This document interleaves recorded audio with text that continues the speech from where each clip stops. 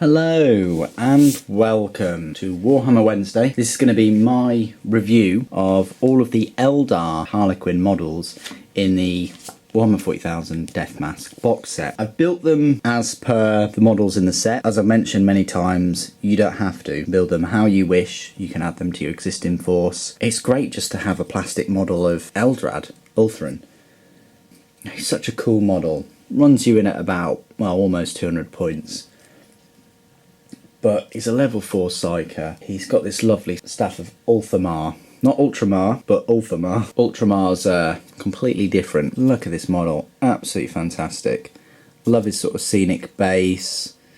I like what Games Workshop are doing with the plastic models now. They're focusing now and again on their bases. They don't have to. They could have just made him plastic and completely ignored all that and just had him stood on the normal base. He sat on this 32mm base. There is only one 32mm base in here, and that is for him. All the rest are on 28s. It might look a bit odd and cramped if you put all the Harlequins on this size base. He's really got a lot of presence as a model, I think. I love his sword. You can have him with his hand outstretched and his sword sheathed, so there are different sort of ways to pose him that way. His head, you can move his head so he's facing you instead of pointing upwards, but I just went for the classic sort of look. I mean, in the box he's, you know, using his hand, but this is sort of like the classic pose. I always remember Eldrad in this sort of pose when I first started collecting Eldar a long time ago. So great model.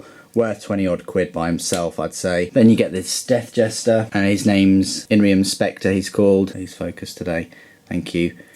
Again, great model, massive Shrieker cannon, which if it wounds a model, they basically explode. It's poison, and if it wounds a model, it's a one-shot weapon. Its strength is only 1, but it's poisoned, and it's got this, and it's got Blade Storm as well, but it's got this bio-explosive extra rule. If any model is killed with it, you then put a small blast template over the model before removing him. The units under that suffer strength 5 AP 4 hits to the number of models that are under the marker.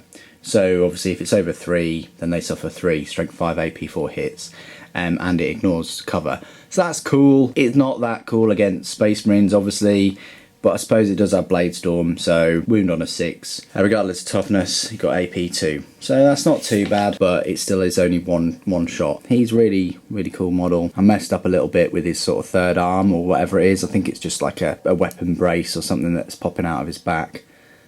Pretty cool though. Again, lovely emphasis on the base. I love what they're doing with them. So that's your Death Jester. And then you get 2 squads of 6. I've jumbled them up as I've been moving them through here, so they might not be in the right squads. You got this troop over here, which is Death's Companions, and they're led by Dusk, which is this bloke here. I think he's a bloke. The only difference is he's got 2 wounds, and obviously he's got his Shuriken pistol and close combat weapon. So I don't even think it's a power sword or anything like that. It's just a close combat weapon. They're all kitted out exactly like they are in the book. Some have a Shuriken pistol and close combat weapon. A couple of them have Harlequin kisses. Recently found out what Harlequin caress is. And then they've got a special rule, which is the Red Dusk Falls, which is models from Death's Companions can run and charge in the same turn, which is pretty awesome. And then the unit on the right hand side is called the Company of the Threefold Stranger, which is this guy right here. Hopefully you can see him.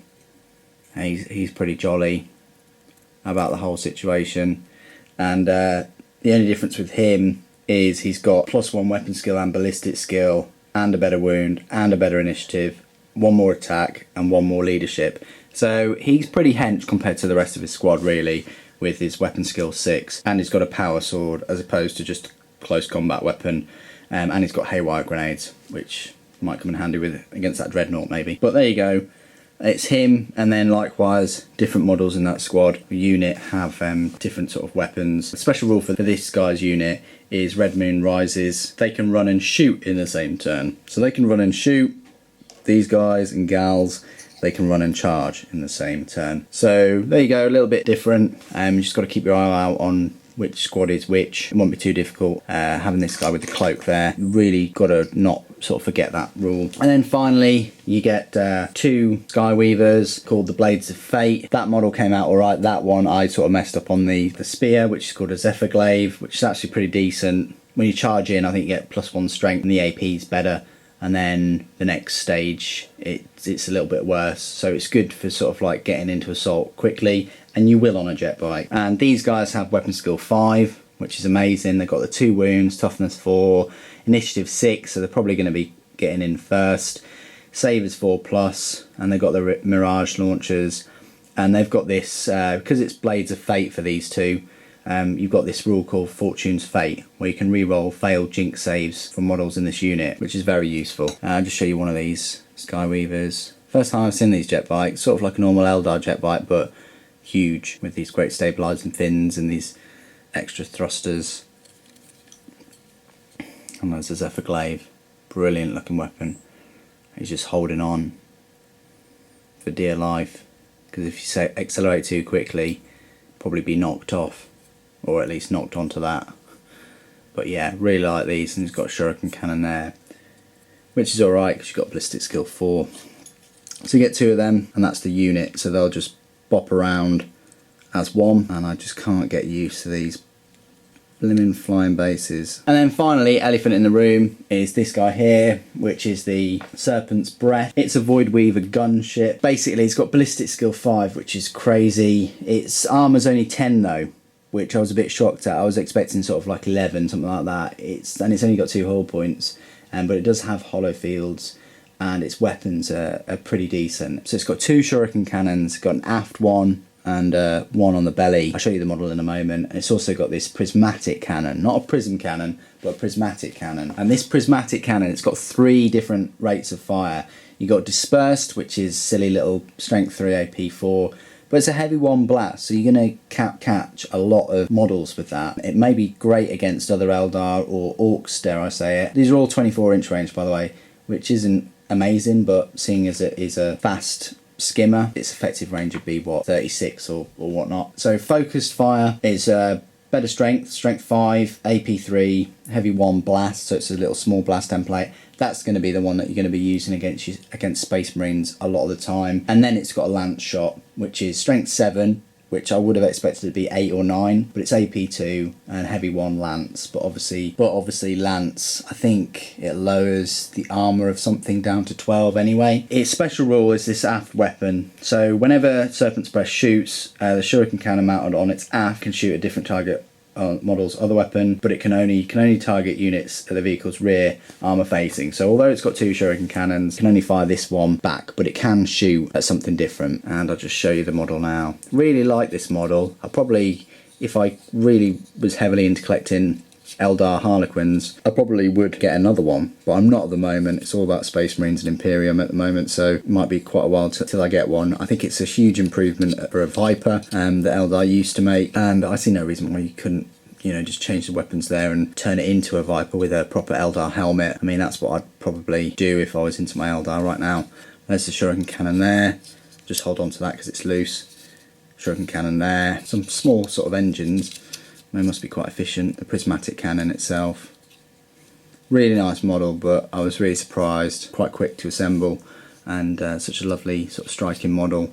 Very streamlined. Really fits the aesthetic of Harlequins very well. It's just a pain to get on the flying base. And then we'll just talk about the Coherian host, which is a formation that includes all of these Harlequin models. Basically, they get the special rule called Femoral Phantasms. Every time a model from this host suffers an unsafe wound, roll a dice. On a 6, the model was merely an after image of the real target, so the wound is ignored. That's pretty cool. So you've had to roll to hit, you've had to roll to wound, you can save, and I think all of these have like 5+ saves, except for Eldrad, who's a beast. And then even if they fail the save, they can roll a 6, and it's ignored. That's pretty awesome. Power of a Trillion Souls. The Farseer, Eldrad, he can basically siphon off a fraction of the incalculable energies towards his own survival. It gives him internal warrior. So he doesn't have that normally. He's got Ancient Doom, Battle Focus Fleet, Independent Character, and Psyker.